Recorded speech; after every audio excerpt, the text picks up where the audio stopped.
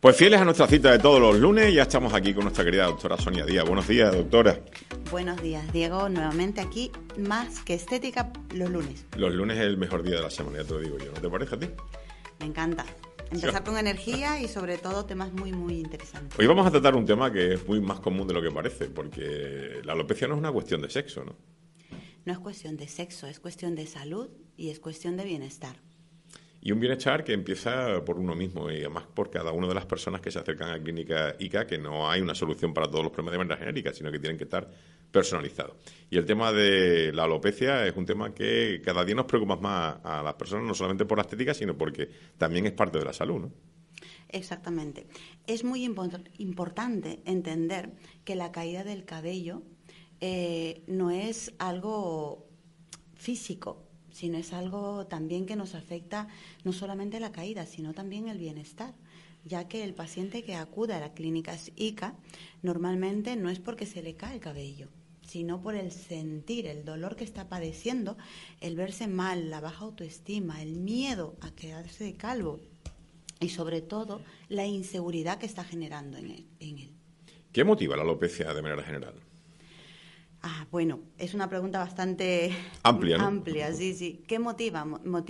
¿Qué es lo que nos motiva a buscar una salida, no? No, que ¿por qué se nos cae el pelo? Tiene muchos factores, Diego. La genética es uno de ellos, ¿verdad? Sí. A ver. Yo tengo, gracias a Dios, me llamo Calvo de apellido, y mi madre, la pobre, tenía cero pelos.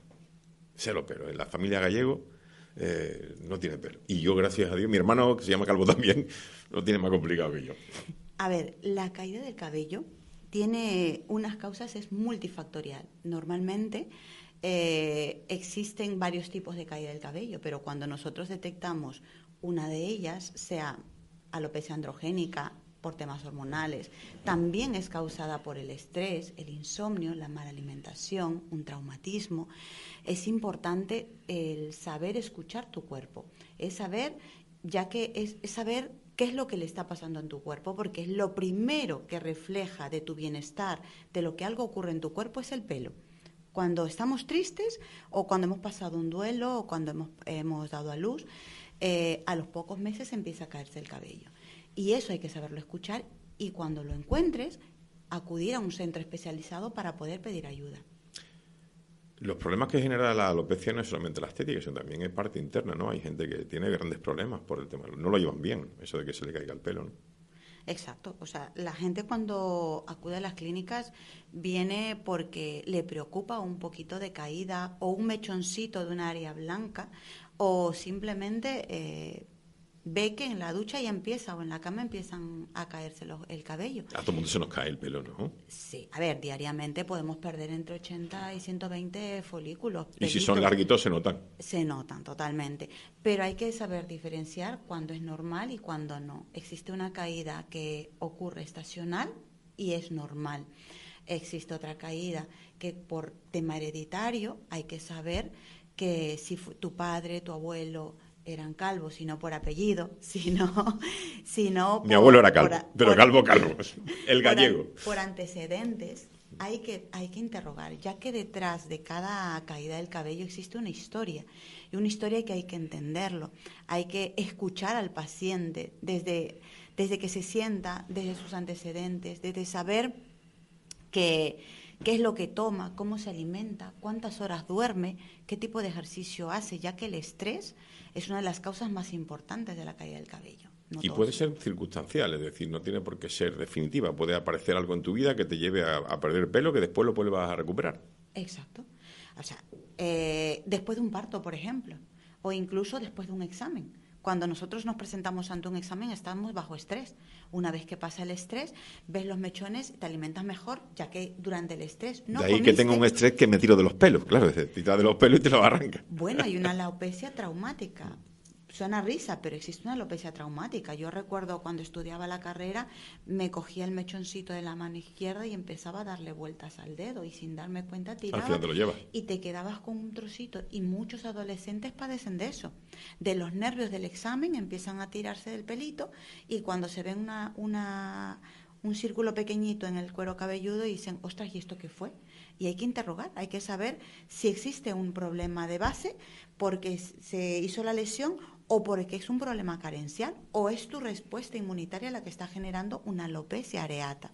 Hay varios tipos de alopecia, dentro de ellas está la androgénica, la que nos viene de herencia, está la efluvio telógeno, que también suele ser por el tema estacional o incluso también por el estrés, por las cirugías, por el traumatismo, por medicamentos, etcétera. Está la alopecia areata, cuando de repente ves a tu amigo que en la barbita le aparecen los espacios pequeños, es un problema autoinmune y hay que Y en las cejas también. En las cejas traumáticas. Fíjate tú, a traumáticas, y luego existe una alopecia que afecta muchísimo a más que mujeres que hombres, es una alopecia como en diadema, que le llamamos nosotros la alopecia frontal fibrosante, que esa, como no la detectes a tiempo, vamos a tener un problema muy...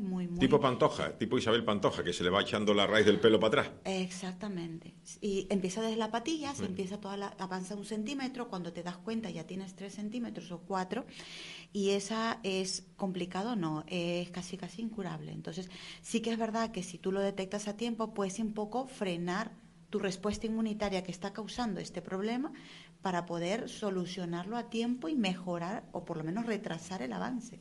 En clínica ICA, lógicamente, te tienen en cuenta todo este tipo de posibilidades y hay veces que no hace falta, no es necesario un tratamiento quirúrgico, no implante, sino que se puede solucionar un poco antes de que tengamos que implantar pelo, ¿no?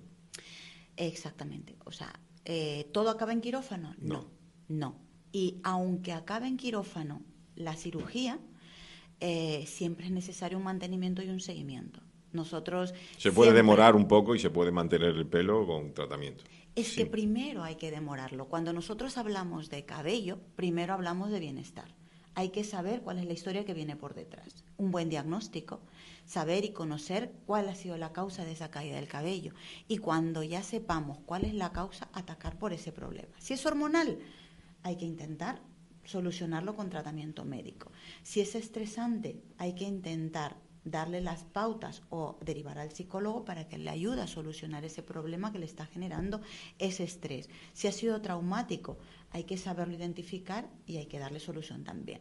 Pero una vez que ya hemos trabajado médicamente, que le llamamos nosotros restauración capilar, entonces nos planteamos esa cirugía capilar.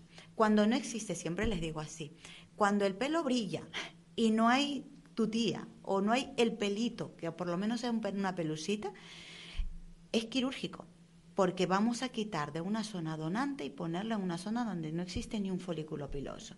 Pero para eso es fundamental llegar al diagnóstico. Primero la historia clínica, el estudio a través del tricoscopio, que es como si fuera un microscopio que nosotros miramos en la consulta y vemos la salud del pelito. Si tiene tapones de cera, si es una dermatitis del cuero cabelludo, si tiene hongos o simplemente tiene suciedad y hay que cuidarlo. Detectando eso, empezamos el tratamiento médico durante un tiempo, porque si está enfermo el pelo, primero hay que curarlo, no la solución es operar. Y yo he tenido muchísimos casos que vienen por microinjerto capilar y no es eso lo que necesitaba es frenar una dermatitis de cuero cabelludo y en 2 o 3 semanas ya empieza a crecer nuevamente el pelo. Y a veces en cabello el resultado no se ve ni a las 2 o 3 semanas. Cuando la enfermedad es muy larga o un medicamento que también te está afectando en la caída del cabello, hablamos de creatina, de lo que se da en los gimnasios, a veces a diestra y siniestra, como digo, ya causa la caída del cabello. Por eso es importante escuchar al paciente, saber sus hábitos, si va al gimnasio, qué toma, si está tomando creatina, si eso se va a cargar el cabello o si está tomando algún tipo de suplementación que esté contradiciendo el tema del crecimiento del pelo. Son muchos factores, Diego, y es importante saberlo, encontrarlo, tratarlo y ya después operar, porque todo no empieza con cirugía. ¿Hay diferencia entre las alopecias femeninas y las masculinas o son igualmente tratables una que otra? Todas son tratables. La alopecia androgénica es tratable, a excepción de la que es hereditaria. que es un porcentaje, no supera el 50%. La gran mayoría de las alopecias androgénicas, el porcentaje de que es hereditaria y que ya no tiene cura, es la androgénica en sí, tanto en varones como en mujeres, porque existe una alopecia androgénica femenina y masculina. Pero si nosotros identificamos el resto de los factores, estamos combatiendo un 50% en mejorar o retrasar la genética tuya. ¿Es necesario hablar con las personas una a una o hay algunas cosas que son comunes?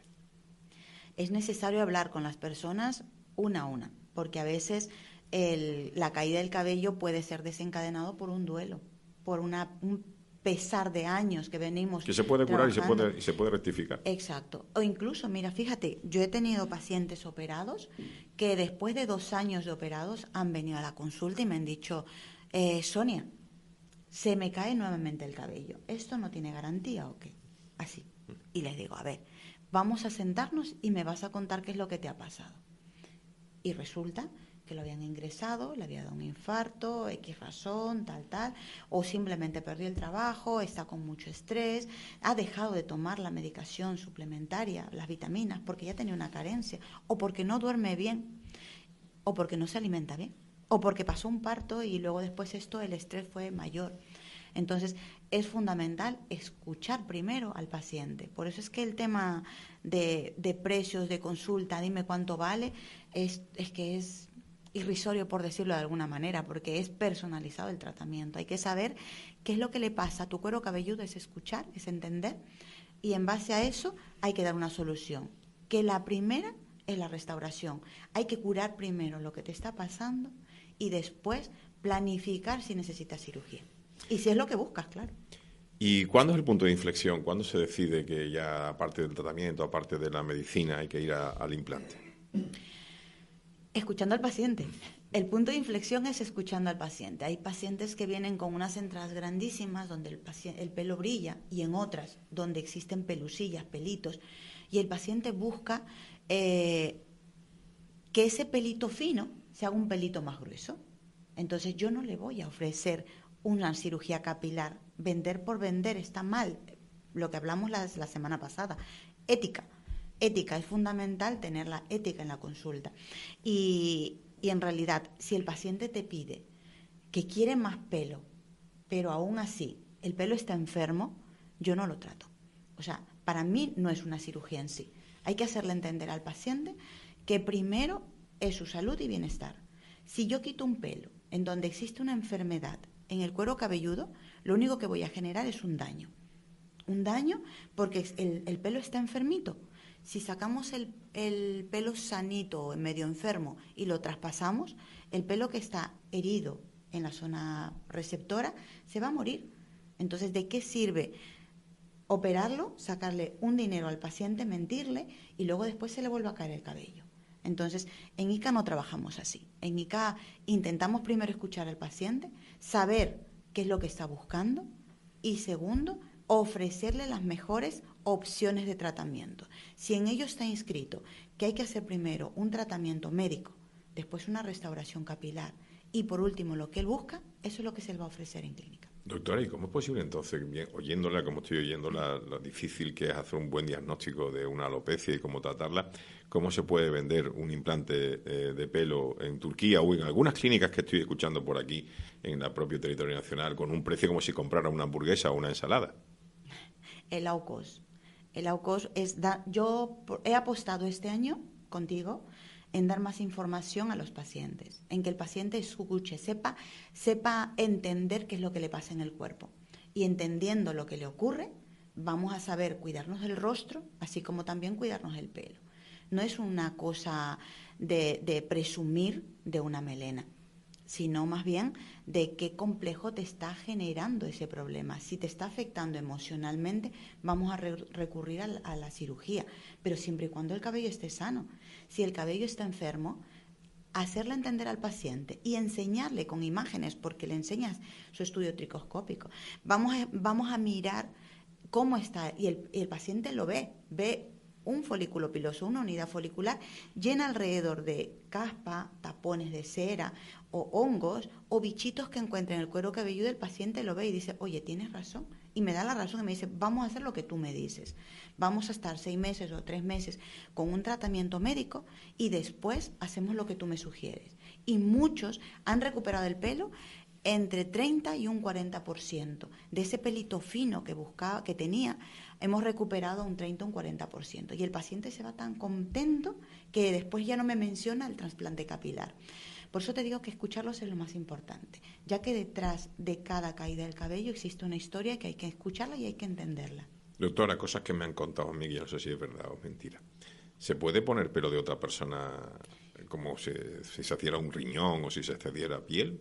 Bueno, me has hecho recordar ahora un estudio que cuando estuvimos en el IMCAS, el año pasado había un estudio de unas gemelas, ya que la genética, yo le puedo donar sangre a mi hermano, sí, porque genéticamente capaz somos compatibles o hay que hacer un estudio genético.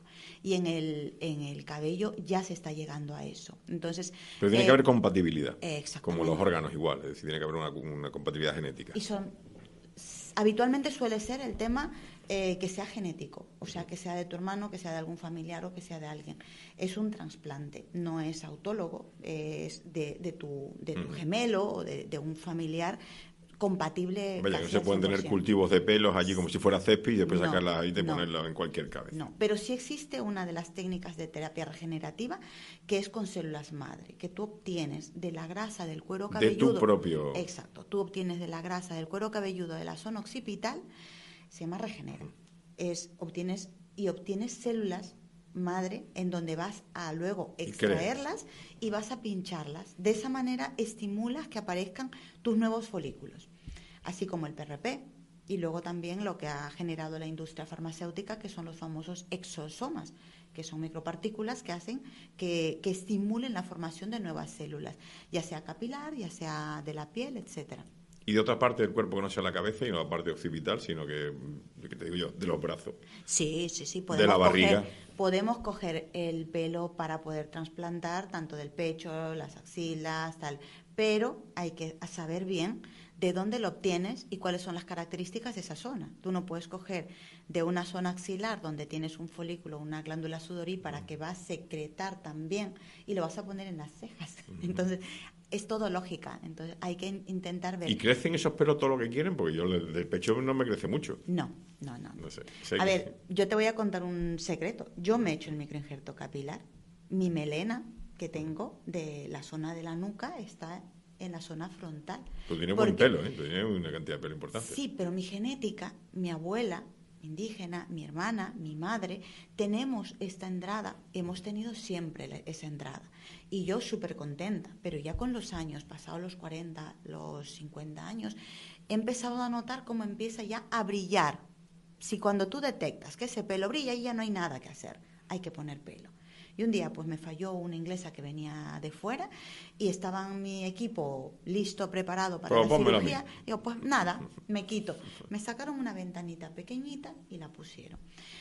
Colgaré de repente en redes sociales para que veáis que sí, o sea, ese pelo no se vuelve a caer, porque es un pelo, es el último pelo que te va a abandonar en la vida, que es la zona de la nuca.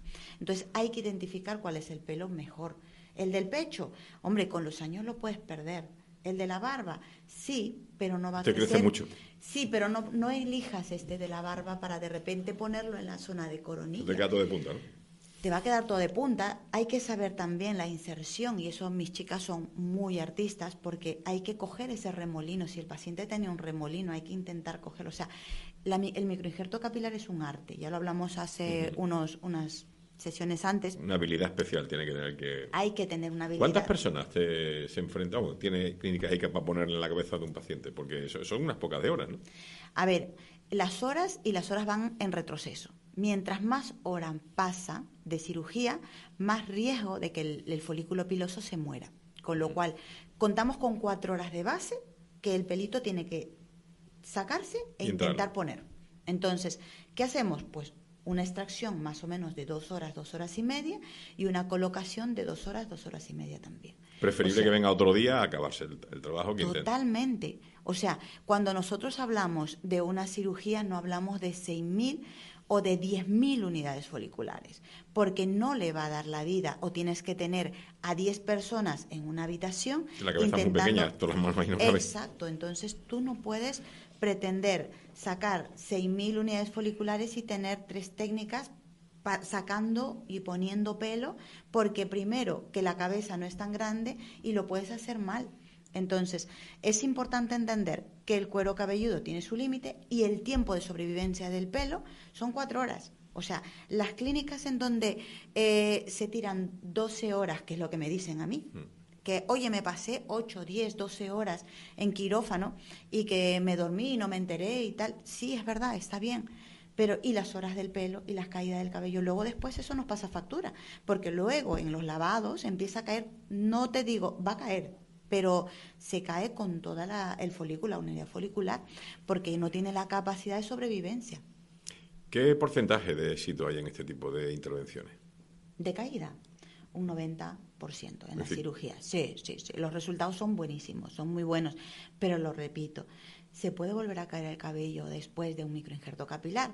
Sí, se puede volver a caer porque eres persona y pasas nuevamente por estrés, por un traumatismo, por medicamentos, por esa multitud de factores que han generado esa caída del cabello, vas a volver a vivir, porque sigues viviendo. Entonces es importante entender que después de un microinjerto capilar no acaba ahí. Hay que acudir a una clínica en donde te oferte y donde te explique bien que esa caída del cabello hay que mantenerla, hay que cuidarla. Y si de repente pasaste por un duelo o simplemente perdiste peso porque dijiste, bueno, ya tengo melena, ya me quiero poner, ya estoy más guapo, ahora me voy a poner a dieta y pierdes 30 kilos. Y me vienen, oye, se me está cayendo el pelo otra vez. Entonces es un poco no gracioso, pero es importante hacerles entender al paciente que tú sigues viviendo, que sigues generando ese estrés, una mala alimentación, un mal hábito, de repente las horas de sueño no son las suficientes y eso te está generando esa caída del cabello. ¿Cuánto tiempo tendríamos que esperar si nos acercamos a Clínica ICA para buscar una solución? Esto no hay un estándar de tiempo. Primero hay que ir para allá y que después la doctora nos diga lo que va a hacerse. Yo siempre les digo... ¿O hay lista de espera para ponerse pelo? A ver, ¿hay lista de espera? Sí. Más o menos llevamos ahora unos 3 meses aproximadamente para poder pedir quirófano y tengamos el quirófano disponible para poder ¿Lo tenéis allá en la misma clínica, de la planta baja, no? Tenemos 2 quirófanos de cirugía en Sala Blanca para operar, pero no solamente estamos haciendo pelo. Y si te das cuenta, lo que te he dicho, la cirugía capilar son horas de quirófano. Para operar estamos operando 2 cirugías diarias. Entonces, mi equipo no da más, con lo cual una lista de espera más o menos en 3 meses. Pero lo importante no es que tú digas, oye, me quiero poner pelo, sino... A ver qué tengo que hacer para recuperar mi cabeza. Ser conscientes primero, saber por qué se me está cayendo el pelo, estoy durmiendo bien, me estoy alimentando bien, estoy yendo al gimnasio y me estoy tomando algo. Identificando eso, sabiendo que tienes el problema, ese vacío pequeño o esos mechones que están cayendo en la ducha, hay que acudir y hay que consultar a un profesional. Hay que dejarse asesorar y hay que saber escuchar. Lo mismo que hago yo, escuchar. Porque el escuchar voy a entender la causa exacta de la caída del cabello. Doctora, ¿se nos queda algo en el tintero que queramos compartir hoy hablando de la alopecia y de los tratamientos que Clínica ICA nos ofrece? Yo creo que para los oyentes que nos escuchan diariamente, yo creo que el tema no es cuestión de belleza. El que se te caiga el cabello no es cuestión de vanidad, sino saber escuchar que algo te está pasando en el cuerpo y hay que ser conscientes y hay que pedir ayuda. Y el pedir ayuda no está mal. Luego, segundo, hay que entender que muchos de los factores de esa caída del cabello viene de ti y hay que comprenderlo. Y tercero, pedir ayuda no está mal, escuchar de tu cuerpo no está mal. El pedir ayuda, ahí es donde empieza el cambio.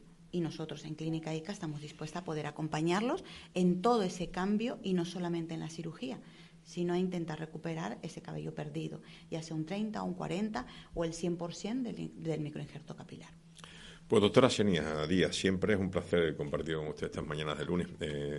La semana que viene la volvemos a tener por aquí. ¿Qué tal los carnavales? ¿Lo dejaron bien? Muy bien, disfrutando del baile, disfrutando de la familia y sobre todo descansando. Una cosita más que quería preguntarle yo. Las pelucas no son buenas, ¿no? Cuando tienes el pelo débil, a lo mejor la peluca acaba de ponerlo ya matador. Tengo muchos pacientes, mujeres sobre todo, que vienen con pelucas o peluquines por una alopecia frontal fibrosante. Si no existe pelito, o sea, si el pelo brilla, está bien un peluquín, pero existe también fibras ópticas, que no hemos tocado ese tema. Tú me hablaste sobre el pelo del hermano o de la familia, pero existe la fibra óptica que ahora está generando muchas fibras. Que se pone sobre peluca, no se pone en el cuero cabelludo. No, se pueden poner como si fuera una cirugía cuando no existe zona donante también. Pero las pelucas, al tener un adhesivo, puede dañar el cuero cabelludo. Si está enfermo, es solucionar primero el problema. Doctora, siempre es un placer. La semana que viene más. Muchísimas gracias, Diego, y nos vemos el próximo lunes en Más que Estética.